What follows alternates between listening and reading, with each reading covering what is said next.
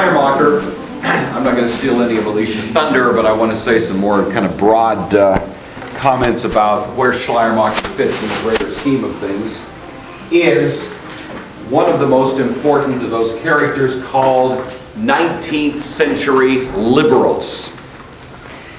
And you've had enough classes from me that you know that Schleiermacher is the name we usually think of, right?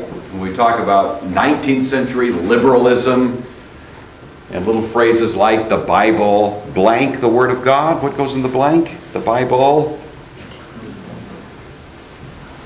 Haven't heard the right answer yet. Contains neo-orthodox. The Bible becomes the Word of God. We'll look at that later when we look at Barth. See, I teach you these things way back in the 10th grade, and all you do is just memorize the phrase. Don't worry about what it means. Now you are mature minds that can actually get it. And so we come back to these things and build on the little nuggets, the little bites, sound bites, academic sound bites from Gore that you picked up, 2 or 3 years ago, and now we try to fill them out. And so, in the case of Schleiermacher, that's what we're trying to do. And the first thing I want to say to you about that is that there are several names. Schleiermacher is one of the best known, but not the only one. So now I want you to have these other names in your thinking, even though I'm not going to say a lot about them. But one is Schleiermacher. Another one is the name Albrecht Ritschl. R-I-T-S-C-H-L. You don't need to know the first name, Albrecht. It's fine if you want to. But Ritschl. So you'll hear Schleiermacher, you'll hear Ritschl. Another name that's associated with 19th century liberalism is Harnack. Harnack is a church historian, one of the greatest in history. So he writes a major treatise on the history of the church, but he does it from a somewhat liberal perspective and somewhat Hegelian perspective. So you see the little dialectical features of church history showing up in Harnack. A couple other names that you could throw in just for fun. Strauss.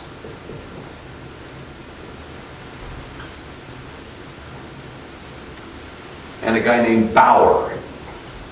Not Jack. Now there are other names.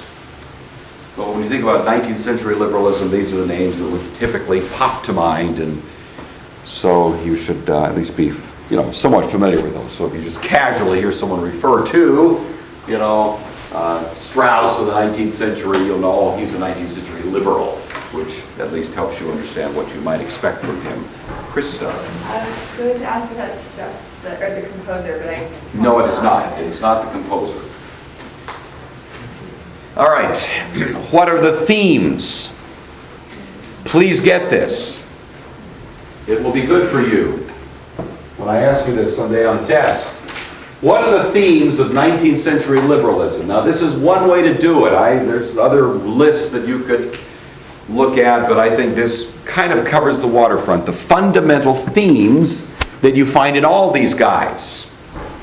Themes that have continued to influence the Christian church to this day. To this day, we have liberal Christianity out there. Of course, does not represent a good example of liberal Christianity. We tend to be a little more conservative in our views here, but nevertheless, as a well-educated Christian, you should know that this is out there and something of what it stands for. So what are the themes? Well, first of all, there is a theme of naturalism. And what I mean by that is a kind of anti-supernatural view of history, view of the New Testament. And that means, typically, no miracles. Now, from what you know so far about Kant and about Hegel, why does this become a predictable effect of their philosophy in Christian thought? If Christians are going to start accommodating themselves to Kant and Hegel, then why might you expect to find those features coming to the surface? Jordan. Well, with like Kant and Comte, they don't believe in the noumenal realm. Okay. So they just focus on the phenomenal. So they don't even worry about it because there's nothing there. Nothing there. That's just the same thing. There's no supernatural. There's nothing but this. Okay, that's a good answer. Spencer? That's what I was going to say, is that I think both of them throughout the noumenal. Throughout the noumenal. I said Kant and Hegel, not Comte and Hegel. Oh. But your answer is still not bad, even given that. But given Kant and Hegel, why would we expect those who are influenced by Kant and Hegel to be anti-supernatural? And Jordan gives a good answer. Spencer says amen. And Krista, you had your hand up. Did you have any additional thoughts here? Well, miracles would imply a God, so they And does Hegel believe in God? He believes in a noumenal. He believes that. And where do we find the noumenal?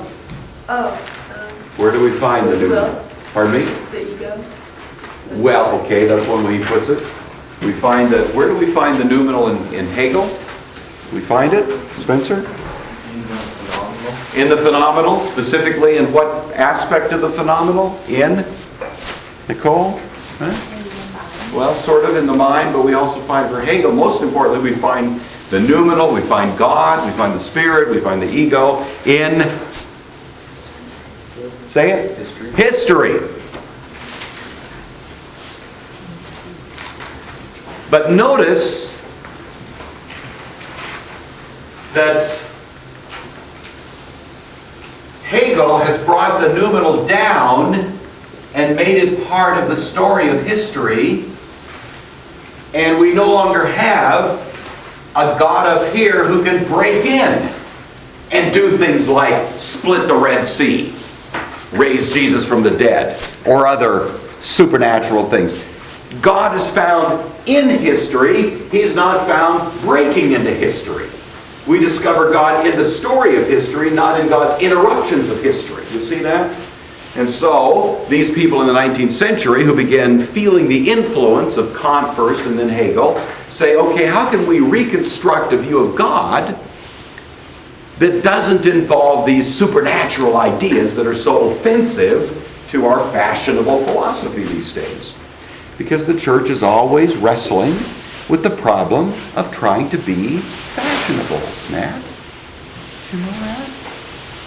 We're always in this struggle. We want to be up to date. We Christians want to come off like, hey, we're with it. We're right up there. We're hip. We're on top of things. You like that term, Spencer? Hip. Yeah. You see, we're on the ball. You know, we're up to date kind of thing. And so we try to reconstruct Christianity so it sounds really good in terms of the values of the modern philosophical outlook, whatever it might be. And if it happens to be Kant and Hegel, then we can't have this nonsense about miracles, walking on the water, for crying out loud. I mean, what place is there for that in the philosophy of Hegel? Nowhere. You see. So if you're trying to be with it, vis-a-vis Hegel, then you can't have Jesus walking on water. You just can't do it. So 19th century liberalism begins to adjust traditional Christian understanding in a more naturalistic direction. Let's start re-explaining miracles in ways that don't violate what we believe to be the laws of nature, right? And so we start playing with the miracle stories. So how do we play, for example, Stephen, with the miracle story of Jesus feeding the 5,000? How do we play with that so it is no longer offensive to a naturalistic Hegelian outlook? What do? We say, well, we have a non-literal interpretation. That Yeah, maybe, say but that it was actually, I think it would be allegorical. maybe we say it's a myth, it's an allegory.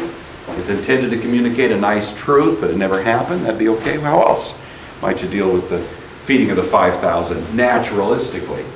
Spencer? Well, since Schleiermacher said the Bible contains the Word of God, Yeah, maybe yeah. that part is just not the Word of God. That part's just not the Word of God? That's right, maybe so. Ben? Maybe it wasn't literally 5,000. Maybe there's a lot more food that. Maybe, okay. And I thought we went over this one, but like the paper bag theory, you ever heard of that? What was the paper bag theory? This came right out of 19th century liberalism. Anybody remember this? Did we not cover this? You know, one of the theories that was popularized at this time was, well, when Jesus fed the 5,000, it was what they called a moral miracle. Cool, huh? Everybody's out there. Jesus is feeling bad because they're all hungry. All the disciples don't know what to do. And all of a sudden this little kid shows up and he's got his lunch pail, 5 fish. Is that right? 2 breads, 5 fish, or the other way around? Anyway, it's some food, you know. Snickers bar, Reese's, a couple of sandwiches. And the little boy offers his lunch to Jesus. And Jesus says, perfect. He takes this generous act on the part of the little boy, which obviously hardly feeds the little boy, let alone all the rest of those people. But everybody else sees that little boy offering his lunch. And, you know, half of them did bring a lunch, but they had it hidden. Because they were selfish. They didn't want to share. But when they saw this little boy offer his lunch, they were all convicted and a moral miracle happened. And they started pulling out their own paper bags and sharing. And by the time it was over, there were 12 baskets of food left. You never heard that? It's called the paper bag theory. You know? You see that? And the whole thing is a moral miracle. It was a moral miracle that the people were moved to be generous. But please, don't give me this nonsense about Jesus actually miraculously multiplying 5 loaves and 2 fish to feed all these people. That would violate the notion of naturalism. Oh, that comes straight out of liberalism in the Christian church today is the fruit of Georg Hegel. So understand that, because you're all going to be dealing with it. You know, it's part of what it is to be in the Christian culture. Liberalism is still with us. So it's naturalistic. It's immanentistic.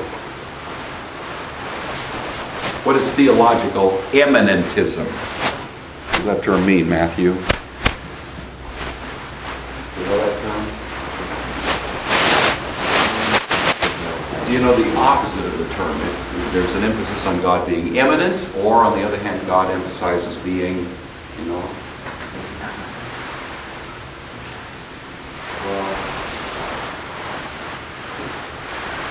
Don't know? Okay. I thought we would have covered this at some point. What's the opposite of God? You say God is immanent on the one hand, or Ben, he would be what on the other hand? Immanent or transcendent? Okay, all right. So, get this, learn it. You've got 2 emphases in theology. Is God transcendent, or is God immanent? Of course, I always thought he was Presbyterian, but that's another story. Is he immanent or transcendent? So, Sydney, what's the difference? If you were to emphasize the aspects of God's character, being, etc., would you be emphasizing? Transcendence. I'm looking back. Maybe some those, but not enough. Okay, fine. Matthew wants another bite of the apple. Go right ahead. Well, transcendent is what I'm saying, that God is sovereign over all creation above us and You knew it all. It was all in I there. can remember the terminology. You just had to kind of, thumb through the file cabinet, and there it was. That's exactly right. Matthew just hit it out of the park right there. The transcendence of God is the sense in which God is distant. He's above us. It usually involves his sort of power and majesty. He is to be worshipped, but we don't confuse ourselves with him. He's transcendent. Now let me ask you this. If you take transcendence and push it to its extreme, what would be the term we use for the most extreme form of theological transcendence? You know what I'm asking? Joe, do you know what the word would be? If you take the transcendence of God and push it to its extreme, you get a certain theological outlook called... Well, it's like the timeline, or that Jesus is the cause maker. That's right, and what do we call that? No, I think you're actually trying to say it, but that's not quite it. Megan, were you going to try to... You know what it is? Deism. Deism. Y'all got that? Did you know that, Spencer? I didn't call on you, Mr. I never call on you, you know. It's always trouble. All right. So you all know that. Transcendence represents an emphasis on the sense in which God is above us. If you push that to an extreme, you get deism. You push it a little further, you get atheism, you know, where God just disappears, just blinks off the radar screen. But deism is the most extreme form of an affirmation of God being transcendent. Now, the opposite of transcendence is immanentism, emphasizing God very close to us, right next to us. And if you took immanentism and pushed it to its greatest extreme, Mr. Cheeley, you would get a theology called pantheism, exactly. So y'all got that, right? Y'all understand that. We've covered that before. All right, so what do you have in the 19th century?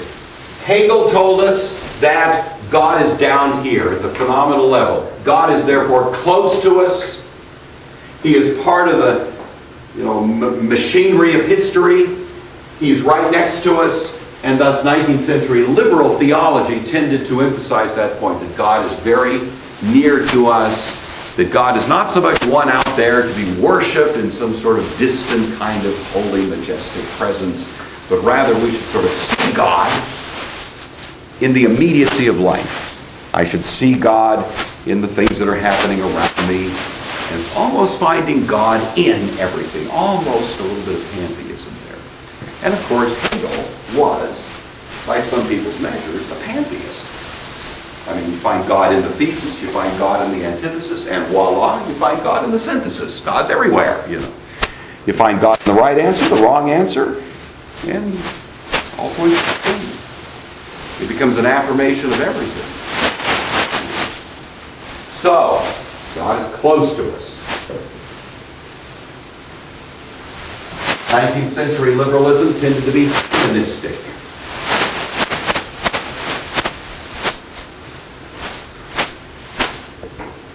Let me just give you this quickly because time is running out. We see God in the best of human achievement.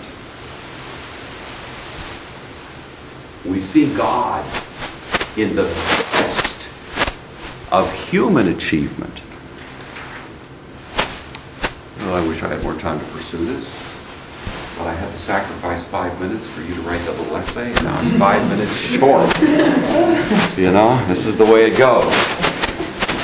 All right, we are going to suspend this conversation right here. We'll return to it tomorrow. We'll also give Alicia a chance to finish up if she wishes to do so. Until then, my friends, arrivederci.